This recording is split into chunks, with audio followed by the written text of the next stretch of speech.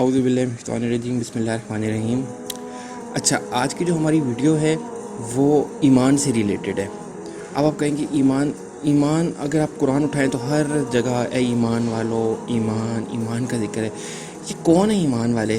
ये क्या क्या है? जैसे पहले मैंने आपको बताया था मुसलमान और काफिर में क्या फ़र्क है। आपने मेरी पिछली वीडियो अगर नहीं देखी तो वो भी देख लीजिएगा। बहुत उसमें भी ना प्रीसाइज किस्म के छोटे छोटे डिफरेंस के साथ बताया गया। तो इसी तरह ए ईमान वालों क्यों जिक्र है? क्यों नहीं कहा गया मुसलमानों? इसका मतलब है ईमान वाले और मुसलमानों में क्या डिफरेंस है और क्या होता है, तो ये आज की वीडियो में आपको बताएंगे।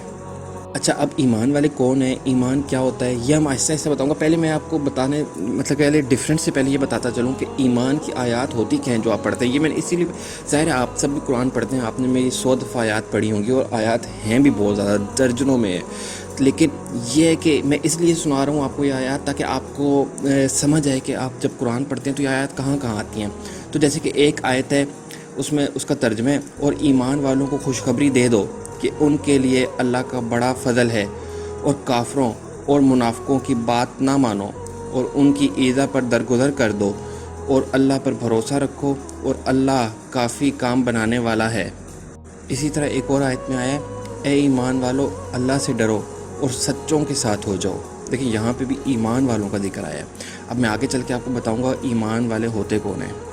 एक और आयत में फरमाया, ए महबूब तुम फरमाओ क्या मैं तुम्हें वो लोग बताऊं जो अल्लाह के यहाँ इससे बदतर दर्जे के हैं।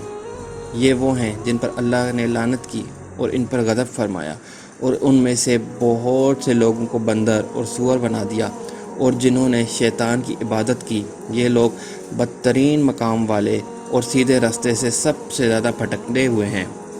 और जब तुम्हारे पास आते हैं तो कहते हैं मुसलमान हैं, हालांकि वो आते वक्त भी काफिर थे और जाते वक्त भी काफिर थे, और अल्लाह खूब जानता है जो वो छुपा रहे हैं। और तुम इनमें से बहुत से लोगों को देखोगे कि गुनाह और ज़्यादती और हराम खोरी के कामों में दौड़े जाते हैं। बेशक ये बहुत ही बुरे काम करते हैं। अब देखिए इन आयत में लिखे है, और जब तुम्हारे पास आते हैं तो कहते हैं हम मुसलमान हैं, हालांकि वो आते वक्त भी काफिर थे और जाते वक्त भी काफिर थे, और अल्लाह खूब जानता है। देखिए इसमें फिर मुसलमानों को जिक्र किया गया कि देखिए आप खुद सोचें कि एक काफिर, एक यहूदी आके कहेगा यार हम मुसलमान हैं, लेकिन वो आते वक्त भी काफिर थे। नहीं, इसमें भी हम मुसलमानों का जिक्र है।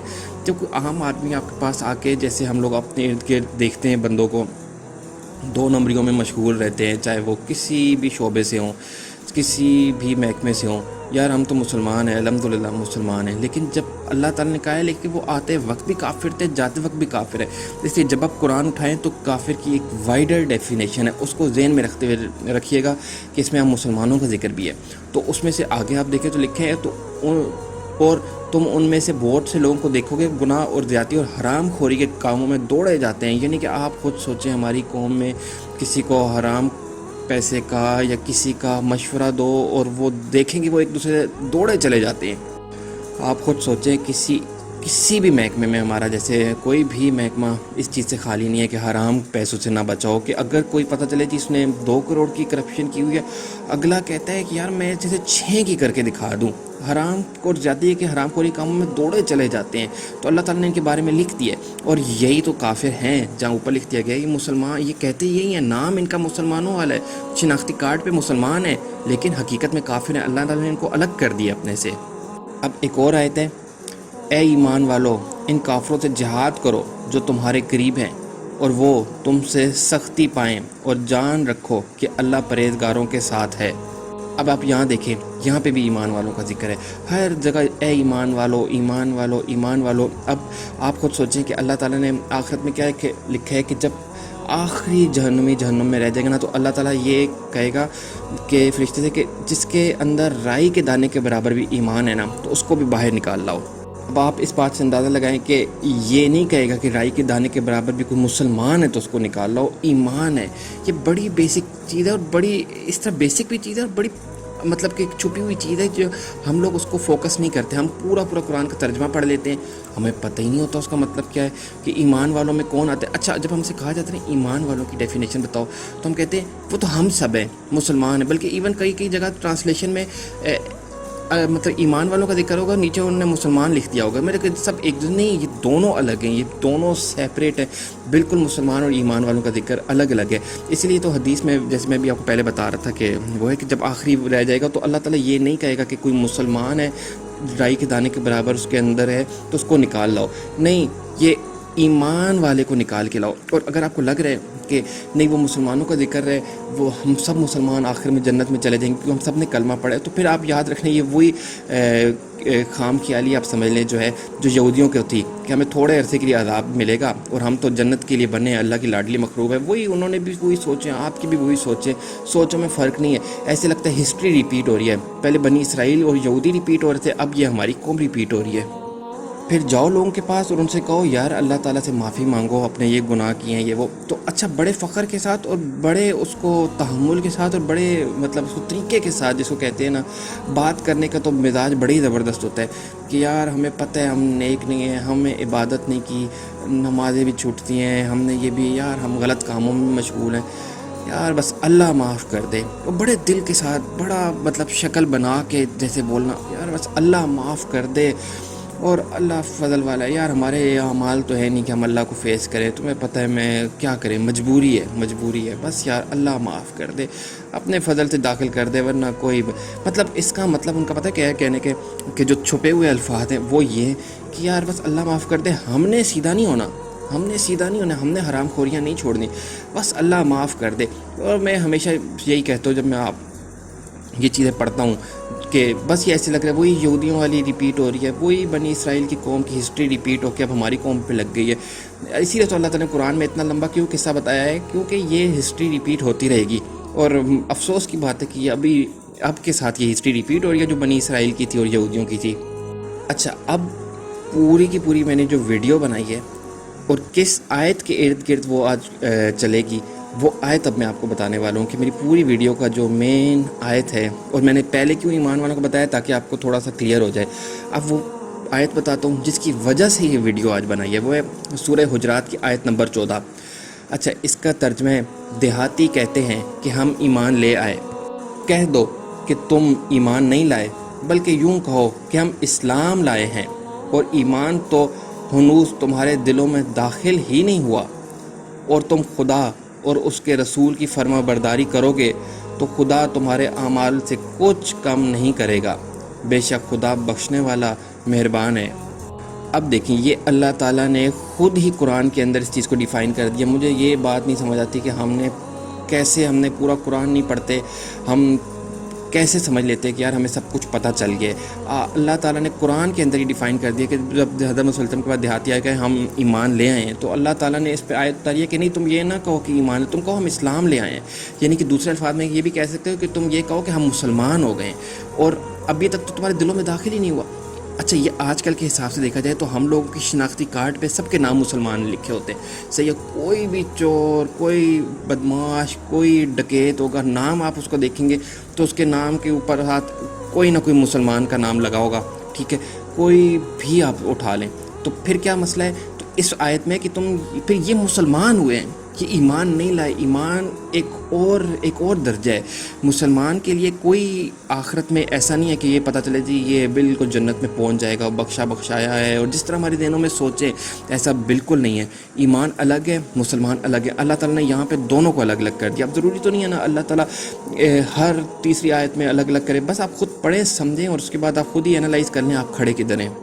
اب میں آپ کو تھوڑی سی آگے بھی آیات بتاتا ہوں اور جو پیچھے بھی بتائی ہیں، اب آپ کو سمجھ آئی کہ جن لوگوں کے لیے کہا گیا ہے کہ جنت میں ان کے محل ہوں گے، ان کے نیچے نہریں بہہ رہی ہوں گی، محل ہوں گے، نہریں بہہ رہی ہوں گی، وہاں وہ ہر کچھ ملے گا جو وہ خواہش کریں گے، وہ سب کن کے لیے؟ وہ ایمان والوں کے لیے۔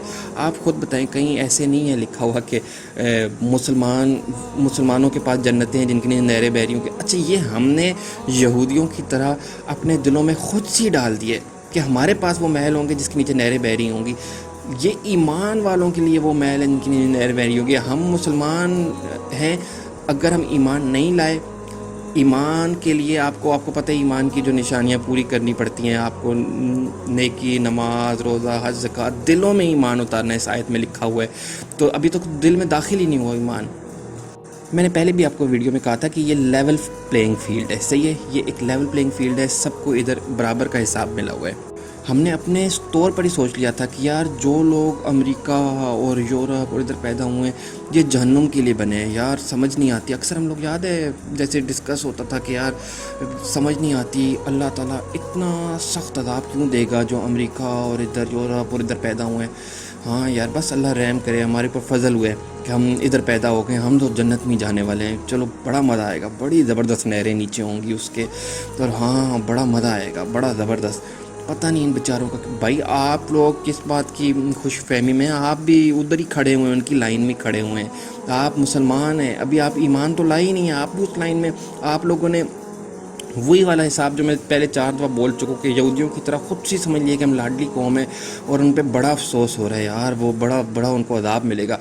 اللہ خیر کرے کہیں آپ کو ہی نہ مل جائے، کیونکہ جس حساب سے ہمارے اعمال ہیں نا، میں پھر بات کروں، جس حساب سے ہمارے اعمال ہیں بہت ہی مشکل ہے کہ بہت ہی تھوڑے لوگ کامیاب ہوں گے جنت کے لیے، باقی سب، کیونکہ اچھا یہ بھی آپ کہیں گے یار یہ کیسی بات کر رہے ہیں، یہ بھی میں نہیں کہہ رہا، یہ بھی اللہ تعالیٰ نے ہی کہا ہے کہ میں تم سے انسانوں اور جنات کو جہنم سے انسانوں اور جنات کو بھر دوں گا۔ تو اس کا مطلب ہے بہت ہی کم لوگ جنت کے لیے کامیاب ہوں گے، اور وہ صرف وہ ہوں گے جو، اب آپ خود سوچیں نا، مسلمانوں کی تعداد اس وقت 2 ارب کے قریب ہے، صحیح ہے، آپ سوچیں ٹوٹل آبادی دنیا کی 8 ارب ہے، اب سوچیں یہ 2 ارب اس طرح چلے جائیں تو ٹھیک ٹھاک مسلمانوں کی تعداد ہوگی، ورنہ اللہ نے کیا لکھنا تھا کہ نہیں مسلمانوں کی تعداد بھی بہت زیادہ جنت کے لیے ہوگی، لیکن وہ اللہ کو پتہ ہے کہ یہ صرف مسلمان ہیں، ایمان والے پتہ چلے گا چند لاکھ یا کروڑ ہوں گے۔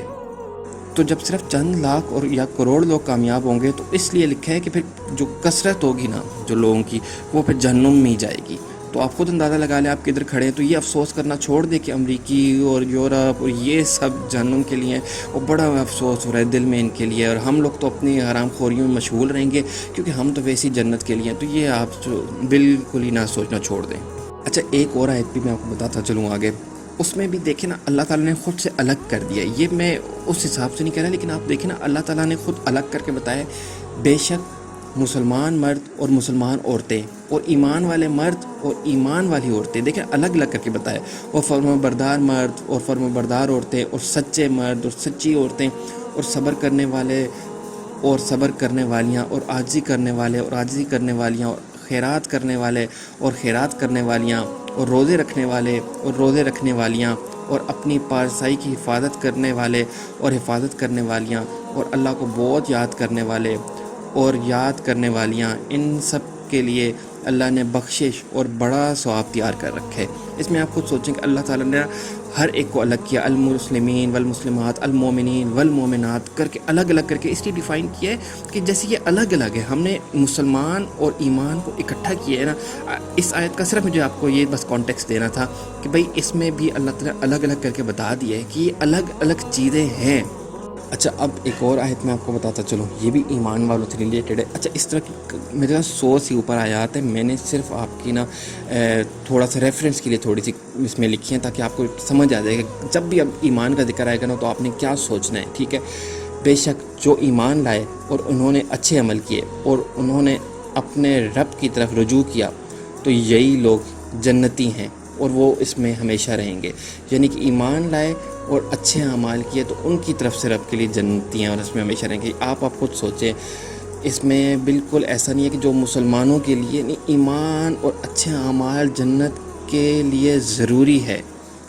تو برائے مہربانی جو بندہ بھی ان 2 نمبریوں میں حرام خوریوں میں مشغول ہے وہ سمجھ لے کہ یہ یاد رکھے کہ اس نے اپنے لیے بالکل جہنم کی آگ تیار کر رکھی ہے۔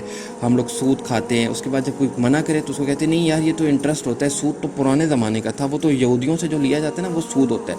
وہ مطلب بیکار کے اپنے آپ کو جسٹیفائی کرنے کے طریقے نکالے ہوئے ہیں، اور یہی یہودی بھی کرتے تھے، الفاظ چینج کر دینا، باتوں میں ہیر پھیر کرنا، یہی اب ہم لوگ مسلمان یہاں پہ کر رہے ہیں۔ تو کوئی فرق نہیں، میں تو ہمیشہ کہتا ہوں ریپیٹ ہو رہی ہے ہسٹری۔ ایک اور آیت میں بے شک یہ قرآن راہ دکھاتا ہے جو سب سے سیدھی ہے اور نیک اعمال کرنے والے مومنوں کو خوشخبری دیتا ہے، ان کے لیے بہت بڑا ثواب ہے. صحیح ہے. نیک اعمال کرنے والے مومنوں کے لیے مطلب کہ یہ نہیں ہے کہ مسلمانوں کے لیے بہت بڑی خوشخبری ہے، ان کے لیے جنت ہے، ثواب ہے. نہیں، نیک اعمال اللہ تعالیٰ نے قرآن میں کئی جگہ لکھا ہے نیک اعمال، یعنی کہ جو اعمال نیک کرے گا صرف اس کے لیے جنت ہے. اچھا، ایک اور آیت میں آپ کو بتاتا چلوں، اور جو آخرت چاہتا ہے اور اس کے لیے ایسی کوشش کرتا ہے جیسی کرنی چاہیے اور وہ ایمان والا بھی ہو، تو یہی وہ لوگ ہیں جن کی کوشش کی قدر کی جائے گی. اب آپ خود سوچیں، آخرت چاہتا ہے اور اس کے لیے ایسی کوشش کرتے جیسی کرنی چاہیے، وہ ایمان والا بھی ہو. یعنی کہ یہ دیکھیں نا، آپ یہاں پہ آپ پھر سوچیں، اس میں بھی ایمان والا ہونا ضروری ہے. اب آپ خود سوچیں، اس میں یہ الفاظ کہاں سے ہم نے اپنے اندر ڈال دیے ہیں، جو آخرت کی ایسی کوشش کرتا ہے وہ مسلمان بھی ہو. یہ تو دیکھیں، مسلمان تو کوئی ذکر ہی نہیں ہے، ایمان والا بھی ہو تو ان کی قدر کی جائے گی. ایمان والا اسی لیے ہر جگہ لکھا ہوا ہے. تو آپ کو ایمان والا بننا ہے، آپ کو مسلمان سے آگے بڑھنا ہے. صحیح ہے. اور آخر میں سورہ عصر کی آیت کے ساتھ آپ کو بتاتا چلوں کہ ہمیں کرنا کیا ہے. کہ سورہ عصر کی آیت کا ترجمہ ہے، زمانے کی قسم، بے شک آدمی ضرور خسارے میں ہے مگر جو ایمان لائے اور انہوں نے اچھے کام کیے اور ایک دوسرے کو حق کی تاکید کی اور ایک دوسرے کو صبر کی وصیت کی. یعنی کہ اللہ تعالیٰ نے یہاں پہ یہ فرمایا ہے کہ کم از کم جو پاسنگ مارکس ہیں نا، کم از کم جو جنت کے جانے کے لیے پاسنگ مارکس ہیں وہ 4 نمبر ہیں. ٹھیک ہے، میں آپ کو اس طرح سمجھا رہا ہوں آسان الفاظ میں، 4 نمبر ہے. ٹھیک ہے. اب کیا ہے، جیسے آپ حشر کے میدان میں آپ سوچ جب کھڑے ہیں اور سامنے بڑی سی ایک اسکرین لگی ہوئی ہے، صحیح ہے، ادھر اللہ تعالیٰ حساب کتاب کر رہے ہیں، تو ادھر 4 نمبر تو لینے ہی لینے کم از کم پاسنگ مارکس.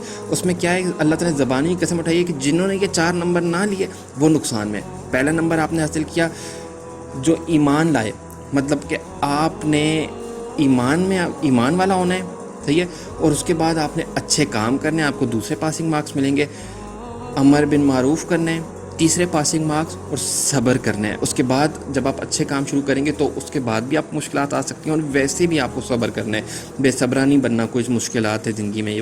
تو جنہوں نے یہ 4 کیے ان کے لیے جنت ہے. تو آپ سوچیں، اس اسکرین میں پتہ چلے جی 2 ٹک لگ گئے، 2 نہیں لگے، 3 لگ گئے، چوتھا نہیں لگا، تو کہاں سے آپ نے سوچ لیا کہ آپ جنت میں جائیں گے؟ اللہ نے سورہ عصر میں واضح بتا دیے کہ 4 نمبر لینے ہی لینے ہیں سب نے. ٹھیک ہے.